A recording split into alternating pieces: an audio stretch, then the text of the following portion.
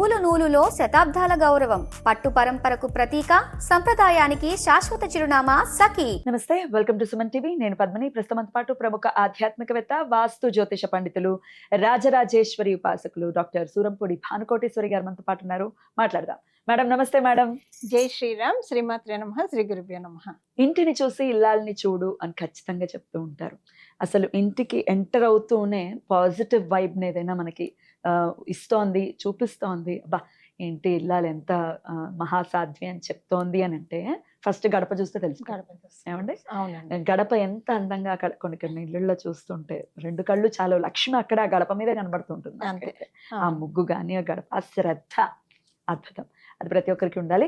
నిజంగానే గడప పూజ అనేది అసలు ఎలా చేసుకోవాలి, గడపకి మనం ఇచ్చేటటువంటి ఆ మర్యాద, ఆ పూజించేటటువంటి విధానం చేత లక్ష్మి అనుగ్రహాన్ని పొందేటటువంటి పరిస్థితి ఉంటుందా?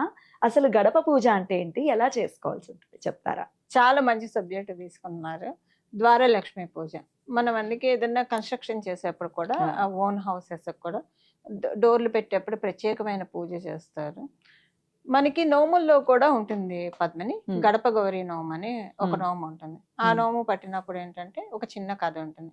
సంవత్సరం పొడుగుతా ఆ కథ చదువుకొని అక్షంతలు వేసుకోవాలి. గడపకి పసుపు రాసి బొట్టు పెట్టాలి. సంవత్సరం అంతా చేయాలి. అలాగే పూలతోటి అలంకరించాలి. ఓపుకున్న వాళ్ళు దీపారాధన కూడా చేసి, లేకపోయినా పర్లేదు, గడపని చక్కగా పసుపు రాసి కడిగి పసుపు రాసి బొట్టు పెట్టి. అయితే ప్రాబ్లం ఎక్కడ వస్తుందంటే 4 రోజులు బ్రేక్ వస్తుంది కదా, అప్పుడు 4 గడపలకి చేయాలి. Okay okay. అలా మీరు పూతాంబూలం పండు తాంబూలం ఐడియా ఉండే ఉంటుంది కదా.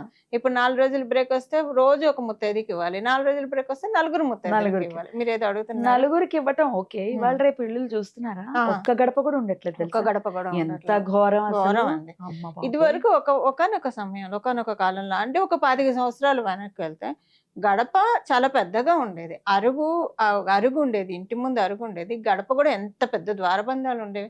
అందుకే కదా గడప దాటితే గారెలు పంచేవాళ్ళు పసిపిల్లలకి. గడప దాటలేనంత ఉండేది, ఇంత పెద్దది ఉండేది గడప. వంటింట్లో కూడా గడపలు పెద్దవి ఉండేవి. అందుకే ఆడవాళ్ళు మడి విప్పాక అక్కడే పడుకుంటారు. గడప మీద పడుకోకూడదు, గడప మీద చేయకూడని పనులు చేయకూడదు. కూర్చోవడం అయితే అసలే కూర్చోకూడదు, తొక్కకూడదు, అస్సలు తొక్కకూడదండి. ఈ విషయం అయితే మీరు అడ్రస్ చేయాలి. ఎవరన్నా అసలు ఆ గడప దగ్గర నుంచొని కాలు గడప మీద దున్నపోతున్న కోపం వస్తుంది ఈ మాట.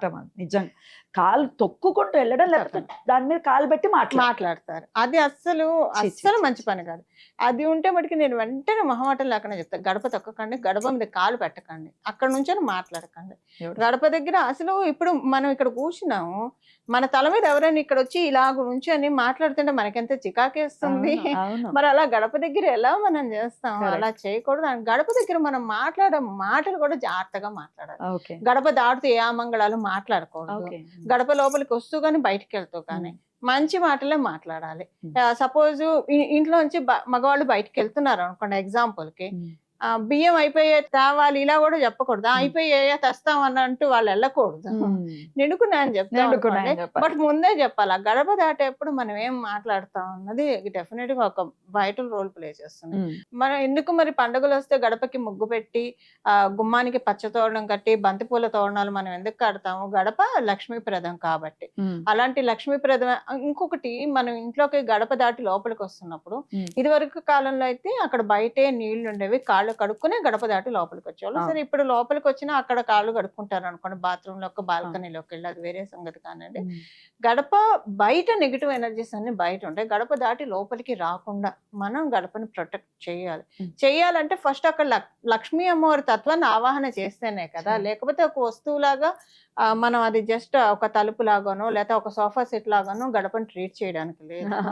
అలా చేయకుండా ఉండాలంటే ప్రతి మంగళవారం, ప్రతి శుక్రవారం, అసలు మామూలుగా కూడా ఇంటికి దుష్టి దోషాలు ఉన్నాయి, ఇంటికి నరపీడ ఉందన్నప్పుడు ఎవరైనా చేయొచ్చు. 5 గురువారాలు, 5 ఆదివారాలు.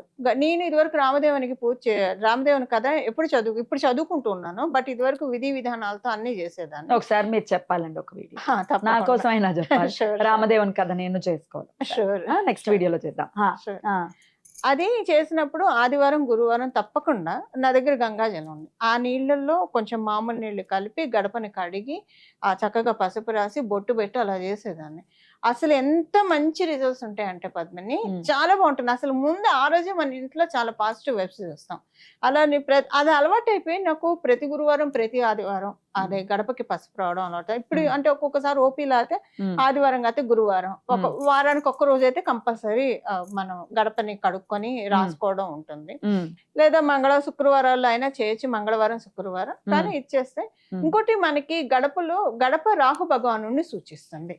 అందుకే పొద్దున్నే లేచినప్పుడు గడప మీద కాస్త నీళ్లు చల్లితే, కనీసం మనం తుడిచి ఇచ్చేయాలని అలా నీళ్లు చల్లినా కూడా మన మైండ్ కామ్ డౌన్ అవుతుంది. యాంగ్జైటీ ఇవి పెరగకుండా, ప్రెషర్స్ చాలా ఉన్నాయి కదా. ఒకప్పుడు జీవన విధానం వేరు, ఇప్పుడు జీవన విధానం వేరు. ఒకప్పుడు జీవన విధానంలో అంత ప్రెషర్స్ ఉండేవి కాదు. ఏదో మగవాళ్ళు బయట పనులు చేసుకొచ్చేవాళ్ళు, ఇంట్లో ఆడవాళ్ళు ఇంట్లో పనులు చేసుకునే వాళ్ళు, అలా సాగిపోయేది వాళ్ళ జీవితాలు.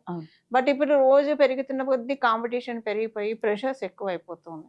ఇలా చేస్తే కనుక ప్రెషర్ కమ్ డౌన్ అవుతుంది. మామూలుగా జన్మ జాతకంలో రాహు యొక్క దోషాలతోటి ఇబ్బంది పడుతున్న వాళ్ళు గడపకి రోజు పూజ చేస్తూ ఉంటే కనుక అవి కమ్ డౌన్ అవుతాయి.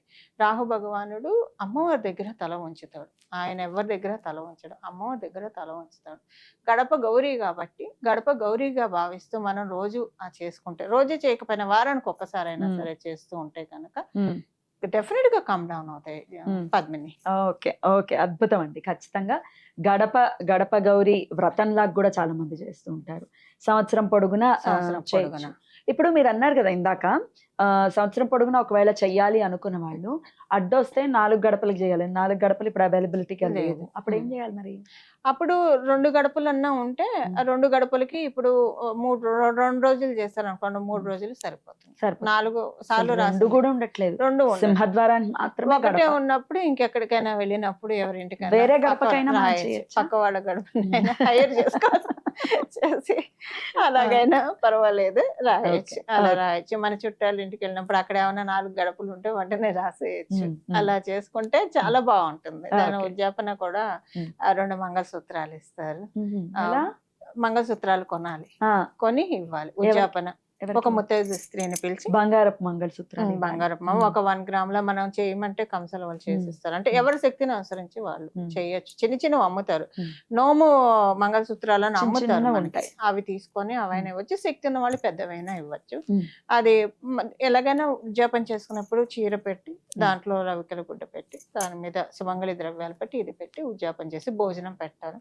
అసలు ఇదివరకు కాలంలో ఉద్యాపన అంటే వాళ్ళకి తలంట్లు పోసి మంగళహారతి తిప్పి తలంటి పోసి వాళ్ళకి కొత్త వస్త్రం ఇచ్చి కట్టుకోమని వాళ్ళకి భోజనం పెట్టి అప్పుడు ఇచ్చేవాళ్ళు. ఇప్పుడు ఏం చేస్తున్నారంటే కాలగమనంలో వాళ్ళకి ఒక షాంపూ ప్యాకెట్ కుంకుడికాయల ముందే రోజే ఇచ్చి తలంటి పోసుకొని రండి అమ్మా అని చెప్పి అలా చేస్తున్నారు. అలా చేయగలిగే వాళ్ళు అలా చేయొచ్చు. లేదా మామూలుగా మన ఇంటికి వాళ్ళని శుచిలో వచ్చినప్పుడు ఇలాగైనా చేయొచ్చు. సంవత్సరం పాటు చదువుకొని అక్షంతలు వేసుకొని గడప తుడిచి ముగ్గు వేసి గడప పూజ సింపుల్. గడప కడిగేసుకుంటాము, ముగ్గేస్తాము, అంతే. అదే మనం పసుపు కుంకుమను పెట్టేస్తాము, ముగ్గేస్తాం, అంతే.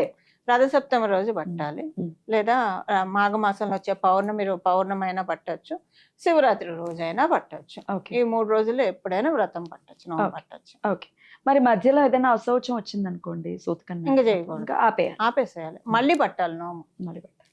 అశౌచం వస్తే మటుకు అంటే జాత శౌచం, మృత శౌచం ఉంటుంది. ఇప్పుడు జాత శౌచం అంటే 11 రోజులు అయ్యాక చెయ్యొచ్చు, అది పుణ్యం. పుణ్యం కాబట్టి పురుడు పుణ్యం అంటాం కదా. మృత సంవత్సరం వస్తామటికి ఇంక చేయకూడదు. వాళ్ళకి సంవత్సరం పాటు అవి మాసికాల సంవత్సరం చేయాలంటే మటుకు ఇంకా అది ఆపేసేయాలి, మళ్ళీ మొదలు పెట్టుకోవాలి. కొంతమందికి ప్రెగ్నెన్సీ వస్తుంది, అప్పుడు కూడా ఆపేసేయాలి. ప్రెగ్నెన్సీ అప్పుడు కూడా ఆపేయాలి. ఎందుకంటే మనం 5 నెలలు అయ్యాక ఇంకా చేయకూడదు. అంటే ఇప్పుడు అత్తగారు చేసుకుంటుంది అనుకోండి, కోడలికి ప్రెగ్నెన్సీ వచ్చింది అనుకోండి, అత్తగారు చేసుకోవచ్చు కదా. చేసే కొత్త కోడలికి వస్తే అదే అదే అప్పుడు ఇప్పుడు మొదలు పెట్టారు, నెల తప్పారు అనుకోండి, అది సంవత్సరం పాటు చేయాలి. వీళ్ళు ఒక 3 నెలలు చేయగలుగుతారు, 4 నెలలు, ఇంకా తర్వాత చేయకూడదు కదా. మహా అయితే 5 నెలలు. అందుకని ఆపేసేసి తర్వాత కంటిన్యూ చేసుకోవచ్చు. అద్భుతం అండి. గడప మళ్ళీ పట్టి చేసుకోవడం. గడపకి మనం ఎంతైతే గౌరవాన్ని ఇస్తామో తిరిగి అంతే గౌరవాన్ని ఖచ్చితంగా పొందుతాము. ఎడ్జి కదా అది. గడప ఒక రకంగా మన ఇంటికి గ్రామ దేవత, కొమ్ము కాస్తుంది. దుష్టశక్తులు మన ఇంట్లోకి రానియకుండా అమ్మవారు కొమ్ము కాస్తుంది. ఇది మన సనాతన ధర్మంలోనే ప్రతి స్త్రీలకి విషయం తెలుసు. ఖచ్చితంగా అద్భుతం అండి. చాలా చక్కగా తెలియజేశారు. నెక్స్ట్ వీడియోలో అస్సలు మర్చిపోకుండా రామదేవుని కథ గురించి తెలుసుకుందాం. Thank you madam. నమస్తే. మంగళం. నమో భగవతే వాసుదేవాయ. జై శ్రీరామ్. జై శ్రీరామ్.